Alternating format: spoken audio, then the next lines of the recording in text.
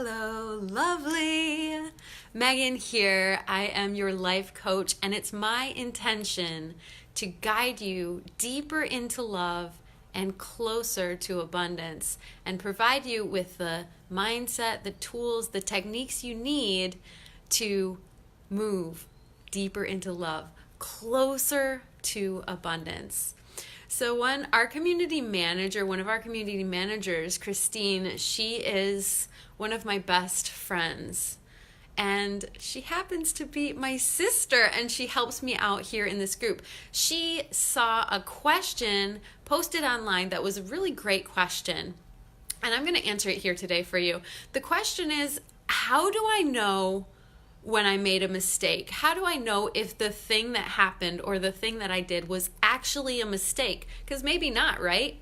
So what you want to keep in mind is whenever we think of the past, we're viewing it from the lens of how we felt at that time. So if you can take yourself out of the situation, emotion stays with us. We don't forget how we felt, right? So when you think about the past, sometimes you just enter into that emotion and it's very overpowering. And what you want to do is you want to pretend you're a fly on the wall. Think about the situation as an outsider looking in, as someone else watching you make the decision, and see how that feels to you. You might be surprised. Another thing you want to keep in mind is our brains are very selective. We don't remember much, but when something has negative emotions attached to it, we remember it. When something has very positive emotions, excitement, or something amazing happened, your first baby was born, there's pain mixed with joy, you'll remember that, right? The day you got married, you remember that. Your birthday, you remember those days, this deep connection with someone. You also remember the negative emotions. It's just how we are. We remember things through the lens of emotion, and we can have 10 amazing days and one really super bad day, and then think about all the things we did wrong on that one super bad day. Instead of focusing on the 10 days we did everything right, or the 10 years we did everything right. So keep in mind, keep it in perspective, and keep in mind the role that your emotions and your feelings play when you're thinking about the past. Okay? So another thing you want to do is when you think about the past and you're asking yourself questions, you want to kind of steer away from the why questions, because the past is over and done. It is finished, right? So you want to ask instead questions that start with what or how. So instead of asking, oh man, why did that happen? Or, oh my goodness, why did I do that? Ask yourself, what can I learn from what I did back there? How can I improve my approach to get better results? Ask yourself what and how questions. The only person, here's the answer. Here it is, ladies. The only person that can truly and accurately answer the question, was this a mistake, is you. You must answer that for yourself. I have 3 guiding questions to help you in your practice tune into your heart and really come to the answer and find the answer that you may be searching for.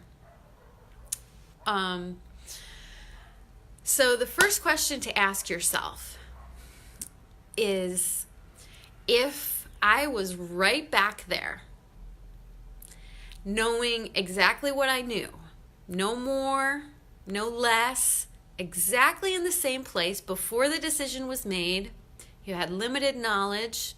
Hindsight is 20/20, so I know you have more knowledge surrounding the situation now. The results are in. The votes are already in, what that situation did in your life. Go back, think back. If you were in the exact same position again, would you make the same choice? Would you take the same action. If you would, then probably wasn't a mistake. If you wouldn't, it's probably something you were reacting to instead of responding to. If you want to get better at responding versus reacting, do a meditation practice. If you want to learn how to do a meditation practice, I have a free guide for you, and just post in the comments below that you want it, and I will drop the link there for you.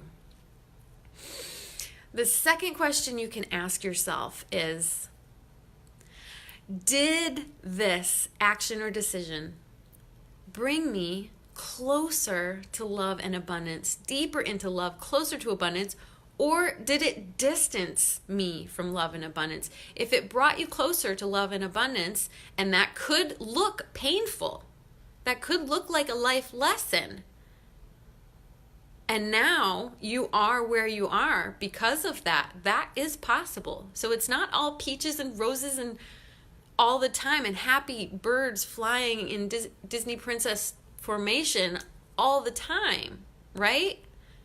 We have some painful stuff.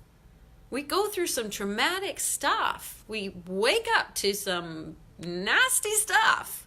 We don't know how to treat each other. We don't know how to love each other. We misunderstand each other. So there's all that. But ultimately, looking at the result, looking at where you are now, and then comparing that to where you were then and what you did then, did that decision ultimately bring you towards love and abundance, bring you closer to love and abundance, or did it distance you from it? Did it pull you farther away? If it brought you closer, chances are it was not a mistake.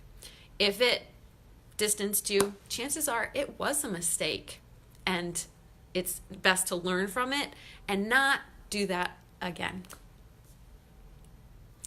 The third question you can ask yourself to try to get this answer, to find out, was that a mistake or not,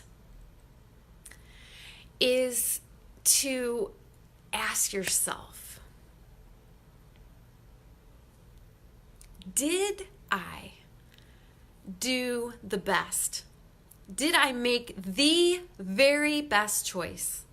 Did I make the very best decision? Did I take the very best action I could, that I was capable of, in light of where I was on my journey at that time? That's key. That's key. Get this.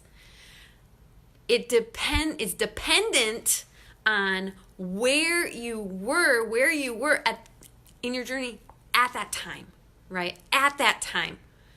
I have made a lot of decisions in my past that I would not make today.